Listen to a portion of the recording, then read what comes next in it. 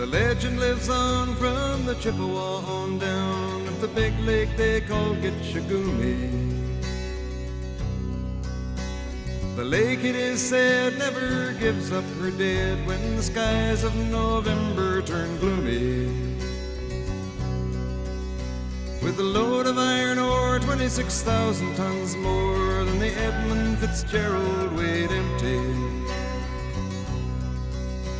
That good ship and true was a bone to be chewed when the gales of November came early.